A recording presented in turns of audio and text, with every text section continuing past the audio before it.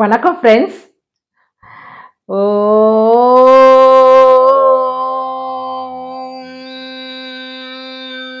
நம சிவாய. அன்ன வினோதன் பெயரே எப்படி இருக்கு பாருங்களேன். அன்ன வினோதன். என் அப்பன் சிவபெருமானுக்குரிய ஒரு பெயர் தான் இந்த அன்ன வினோதன் அப்படிங்கிறது. இந்த அண்ணா வினோதன் எங்க இருந்து அருள் பாலிச்சிட்டு இருக்க அப்படிங்கிறது தான் இந்த பதிவுல நம்ம பார்க்க போறோம். ஃப்ரெண்ட்ஸ், அதற்கு முன்னால நீங்க ஜெயகௌரி ஜோதிடாலயம் சேனல முதன் முறையா பார்க்குறவங்களா இருந்தா சப்ஸ்கிரைப் பண்ணுங்க. அப்படியே பெல் ஐக்கான கிளிக் பண்ணுங்க, லைக் பண்ணுங்க, ஷேர் பண்ணுங்க ஃப்ரெண்ட்ஸ். அப்படியே ஓம் நம சிவாய அப்படின்னு கமெண்ட் பண்ணுங்க ஃப்ரெண்ட்ஸ். வாங்க ஃப்ரெண்ட்ஸ், பதிவுக்குள்ள போலாம்.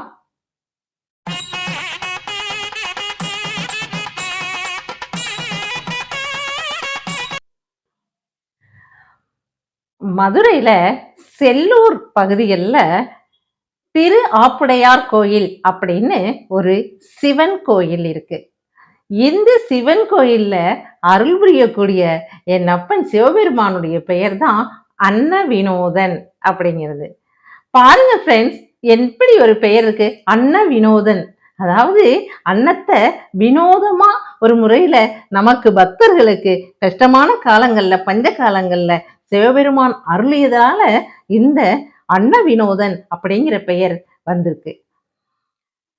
ஃப்ரெண்ட்ஸ், ஒரு முறை ரொம்ப பஞ்சமா இருந்திருக்கு. அதாவது மழையெல்லாம் இல்லை, ரொம்ப கஷ்டமான காலத்துல மதுரை மக்கள், இந்த செல்லூர் பகுதி மக்கள் இருந்திருக்காங்க. அப்படி இருக்கும்போது அந்த திரு ஆப்புடையார் கோயில்ல இருக்கக்கூடிய இந்த சிவபெருமானுக்கு எதுவுமே நைவேத்தியம் பண்ண கூட எதுவும் இல்லை. அப்ப அர்ச்சகர் என்ன பண்றாரு, அர்ச்சகர் ஒவ்வொருத்தரும் சிவன் கோவில்கள்ல பூஜை பண்ணும்போது ஒரு காலம் கூட தவறாம பூஜை பண்ணுவாங்க ஃப்ரெண்ட்ஸ். அம்மனுக்கும் சரி சிவபெருமானுக்கும் சரி ஒரு காலம் கூட தவற மாட்டாங்க. சரியான நேரத்துல சரியா பூஜை பண்ண வந்துருவாங்க. இல்லைன்னா என் அப்பன் சிவபெருமான் பட்னியா இருப்பாரே, என் அம்மை உமாதேவி பார்வதி தேவி பட்டினியா இருப்பா, நான் போயே ஆகணும் அப்படின்னு எத்தனையோ அர்ச்சகர்கள் சொல்றத நம்ம கேட்டிருக்கோம். அந்த அளவு பக்தி மயமா அந்த சிவபெருமான அப்பாவும் அம்மாவுமாவே நினைத்து அவங்க வழிபாடுகள் செய்யறதெல்லாம் நம்ம நிறைய பார்த்துருப்போம், நீங்களும் பார்த்துருப்பீங்க ஃப்ரெண்ட்ஸ். அப்படிதான் ஒரு அர்ச்சகர் இந்த அன்ன வினோதன் கோயில்ல பூஜை பண்ணிட்டு இருக்காரு. அப்படி பூஜை பண்ணிட்டு இருக்கும் போதுதான் அதான் பஞ்சம் வந்துருச்சா, உடனே என்ன செய்யறதுனே தெரியல, சாப்பாட்டுக்கே ரொம்ப கஷ்டம், நைவேத்தியம் பண்றது என்னன்னு தெரியல.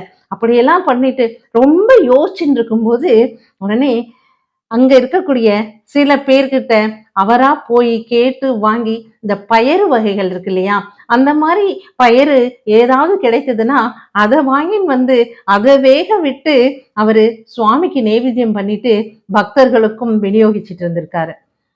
வேற எதுவும் பண்ண முடியல, அன்னத்தை நைவேத்தியம் பண்றதுக்கு அங்க இல்ல, எதுவுமே கிடைக்கல. என்ன பண்ணுவார் அர்ச்சகர், எப்படியாவது என் அப்பனுக்கும் அம்மைக்கும் ஏதாவது பசியார கொடுக்கணுங்கிறதுக்காக இப்படி பயறு வகைகளை அவரு எங்கெங்கயோ கேட்டு வாங்கிட்டு வந்து அங்க வேக வச்சு அதனை நைவேத்தியமா பூஜை பண்ணிட்டு இருந்திருக்காரு. அந்த சமயத்துல இதெல்லாம் எல்லா காலத்திலயும் இந்த மாதிரி இருக்கிற ஆட்களும் சில பேர் உண்டுதான் போல இருக்கு. அந்த சமயத்திலையும் நீ என்ன எங்கிருந்தோ வாங்கிக்கிட்டு வந்து இந்த மாதிரி சிவபெருமானுக்கு பூஜை பண்ணிக்கிட்டு இருக்க, இந்த பயிரெல்லாம் வேக வச்சு பூஜை பண்ணிட்டு இருக்க, இதெல்லாம் செய்யக்கூடாது இனிமே அப்படின்னு சொல்லி ரொம்ப தடுத்து ரொம்ப கஷ்டப்படுத்திட்டாங்க. ரொம்ப நெருக்கடியான சுச்சுவேஷன்ல அவர் என்ன பண்றாரு அர்ச்சகர், இறைவா சிவபெருமானே, என்னால முடிஞ்சதை உங்களுக்கு நான் செய்யணும்னு ஆசைப்பட்டு, ஏன்னா நீங்க பட்டினியா இருக்கிறது என்னால தாங்க முடியல, நான் பட்டினியா இருப்பேன், என்னுடைய மனைவி குழந்தைகள் கூட பட்டினியா இருக்கலாம், ஆனா என் அப்பன் என் அம்மை பட்டினியா இருக்கக்கூடாதுங்கிறதுக்காக ஏதோ கிடைத்ததை கொண்டு வந்து நான் நைவேத்தியம் பண்ணிட்டு இருந்தேன், அதுக்கும் இப்படி எல்லாம் தடங்கள் செய்யறாங்க, நெருக்கடியா இருக்கு, என்னால எதுவுமே பண்ண முடியலையே, நான் என்ன பண்ணுவேன் இறைவா, இது உன்னோட பிரச்சனை, அதனால நீதான் எனக்கு வந்து சால்வ் பண்ணணும் அப்படின்னு சொல்லி ரொம்ப மனசு கஷ்டப்பட்டு அவர் வந்து வேண்டி நிக்கிறாரு ஃப்ரெண்ட்ஸ்.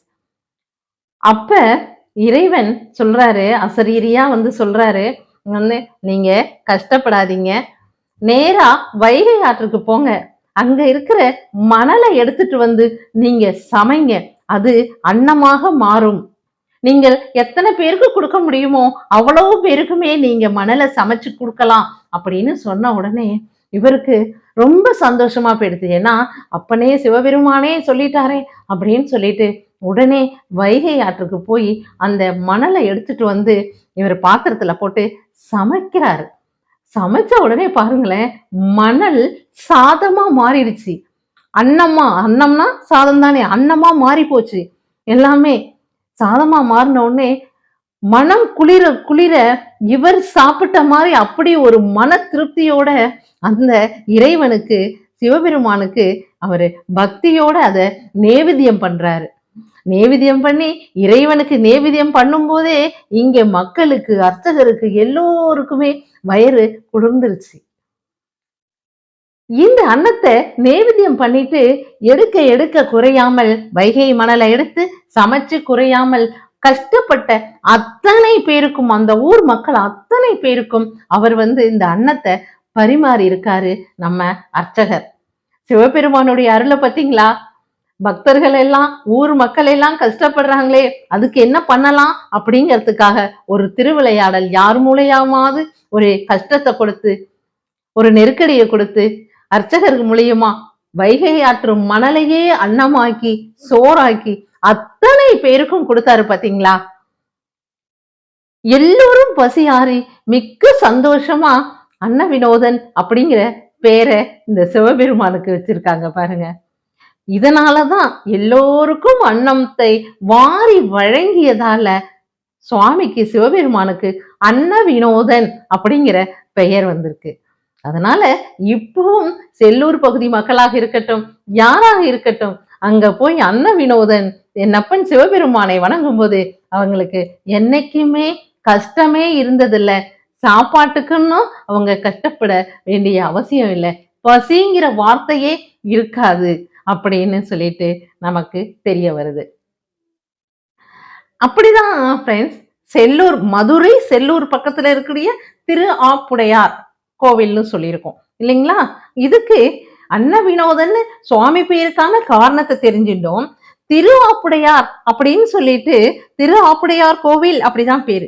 எப்படி இந்த பெயர் வந்தது அப்படின்னு பார்த்தோம்னா அதுக்கும் ஒரு புராண கதை இருக்கு. புராண கதைங்கிறது பாண்டிய மன்னன் சோழாந்தகன் அப்படிங்கிறவரு இந்த பகுதியை ஆட்சி புரிஞ்சுக்கிட்டு இருந்திருக்காரு. அப்ப அவரு எப்பவுமே மன்னர்கள் வேட்டையாட காட்டுக்கு போவாங்க இல்லையா? அதே போல அந்த சோழாந்தக மன்னனும் பாண்டிய மன்னர் அவரும் வேட்டைக்கு போயிருக்காரு. வேட்டைக்கு போன இடத்துல இவருக்கு என்ன பண்ணணும் அப்படின்னு சொன்னா வேட்டையாடிட்டு இருக்கும்போது இவருக்கு ரொம்ப கலப்பா இருக்கு. இதுல ஒரு விசேஷம் என்னன்னா, இந்த சோழாந்தக பாண்டிய மன்னன் தினமும் சிவ பூஜை செய்து விட்ட பிறகுதான் சாப்பிடுவார். எப்படி இருந்திருக்காங்க எல்லோருமே? சிவ பூஜைங்கிறது அவ்வளவு உன்னதமான சக்தி கொண்ட பூஜை. அதை செய்துவிட்டுதான் எல்லோரும் சிவனடியார்கள் சாப்பிடுவாங்க அப்படின்னு சொல்லிட்டு இந்த சோழாந்தக பாண்டிய மன்னனும் சிவ பூஜை செய்யல. நம்ம இன்னைக்கு செய்ய முடியல, ஏன்னா காட்டுக்குள்ள வந்துட்டோம். எப்படி சிவபெருமான் இல்ல, நான் எப்படி சிவ பூஜை பண்ணாம நான் சாப்பிட முடியும் அப்படின்னு சொல்லிட்டு அவரு சாப்பிடவே இல்லையாம் பாருங்க. சாப்பிடாம இருக்கிறதுனால அவருக்கு தளர்ச்சி ஏற்பட்டுருச்சு.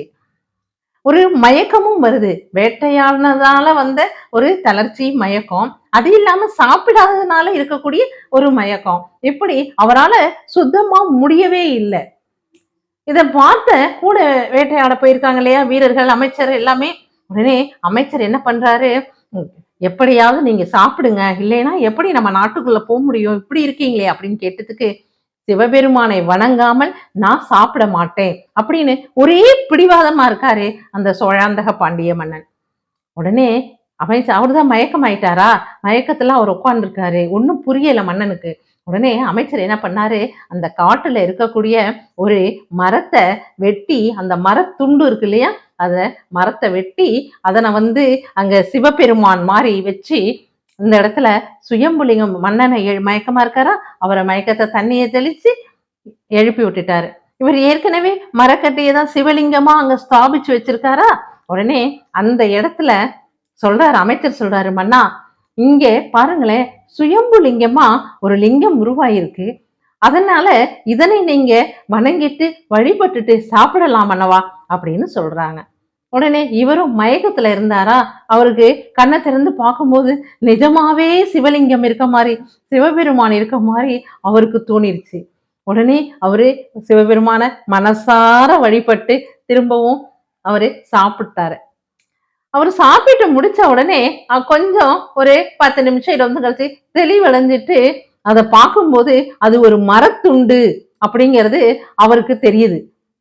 உடனே அமைச்சரை கடு கோபத்தோட கண்டிக்கிறாரு, கோச்சுக்கிறாரு.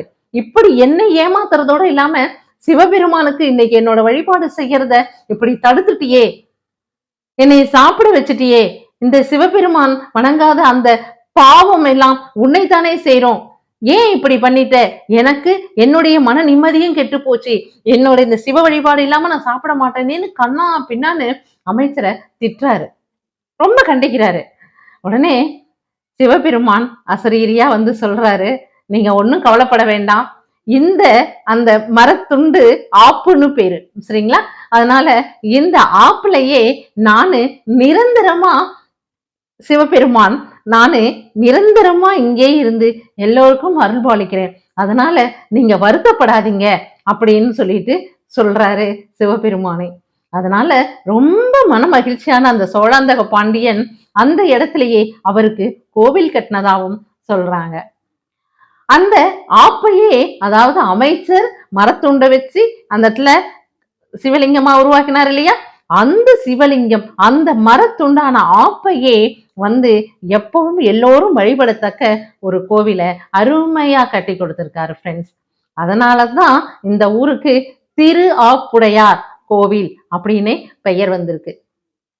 பாருங்க ஃப்ரெண்ட்ஸ், சிவபெருமானின் திருவிளையாடல்கள் மூலம் பக்தியினால உன்னத சக்தி கிடைக்கும் அப்படிங்கிறது தெரியுது பாருங்களேன். அந்த பக்தி மட்டும்தான் நமக்கு தேவை, மற்றதெல்லாம் என் அப்பன் சிவபெருமான் நமக்கு சக்தியா கொடுப்பாரு. ஓகே ஃப்ரெண்ட்ஸ், மீண்டும் ஒரு பதிவில் உங்களை நான் சந்திக்கிறேன். பாய்.